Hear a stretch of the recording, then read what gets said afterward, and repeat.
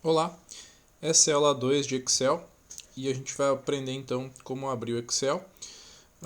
Posso usar esse íconezinho aqui na frente, posso usar aqui embaixo se eu tiver também disponível, ou se não eu clico aqui no iniciar e digito o nome do programa, Excel.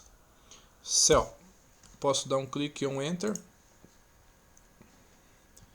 Ele vai cair nessa primeira tela aqui, que a gente vai selecionar sempre a pasta de trabalho em branco. E essa é a nossa tela inicial do Excel.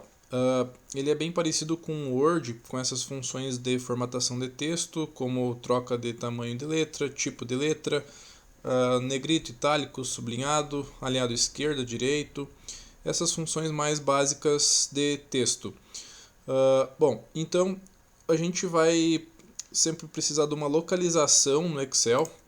Quando a gente vai fazer alguma fórmula, vai fazer algum outro valor que a gente precisa calcular, a gente sempre vai precisar da localização. Então, sempre vai inicializar no quadrinho A1. Esse quadrinho aqui, cada gradezinha, vamos dizer assim, vai ser uma célula ou quadrinho, como vocês preferirem chamar. Ele é dividido por linhas, que é a linha representada pelos números 1, 2, 3 até onde quiser. E depois as colunas são representadas pelas letras, então A, B, C e D. Então, se eu precisar, por exemplo, localizar o quadrinho B2, eu vou na coluna B e linha 2, então B2. Se eu precisar, por exemplo, C3, então coluna C, linha 3, C3.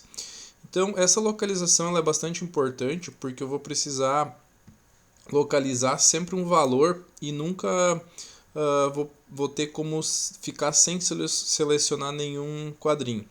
Então, por exemplo, se eu quiser selecionar o quadrinho A da coluna A e a coluna B, então eu clico e não solto. Enquanto que eu não soltar, eu posso fazer o que eu quiser. Se eu soltar, ele para de selecionar. Então, digamos que eu precisasse selecionar uma coluna, coluna A, B, C, D, E e a linha até a 3. Então, eu vou para baixo agora, sem soltar. Se eu soltar, ele para de selecionar. Então, da coluna D até a linha 3. Parei, soltei, ele para de selecionar. Isso é bastante importante, então, se precisar dar um treinozinho ali, é muito importante porque a gente vai usar isso o tempo inteiro, né?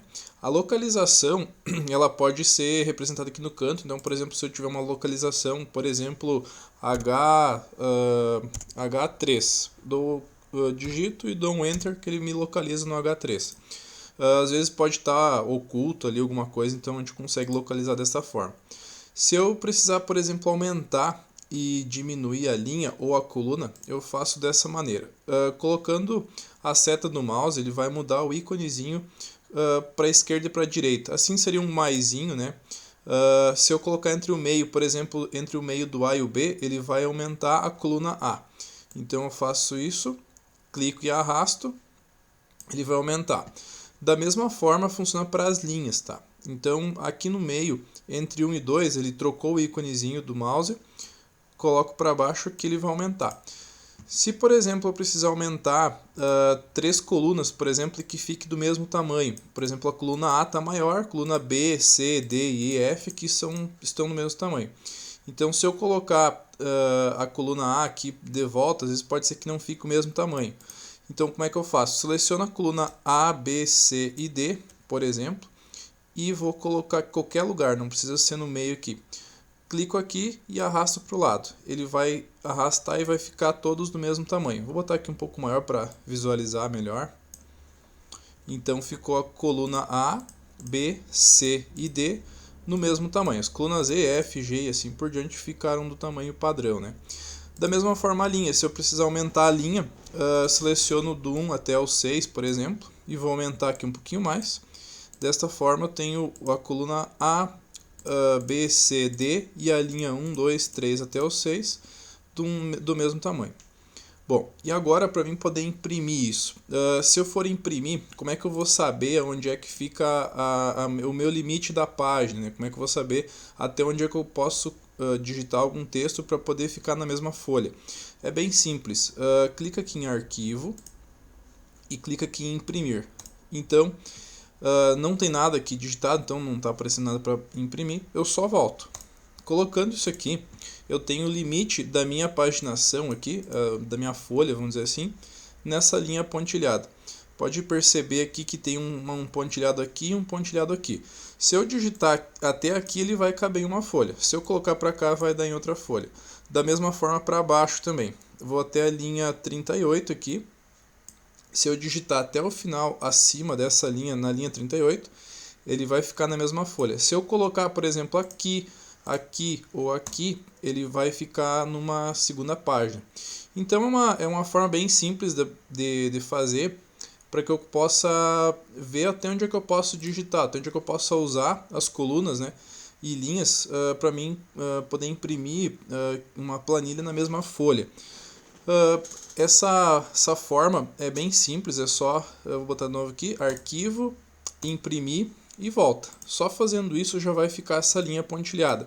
Se vocês preferirem, podem clicar logo no começo, aqui arquivo, imprimir e voltar, que ele já vai formar essa linha pontilhada, então eu já sei que até ali eu posso usar o meu limite da página.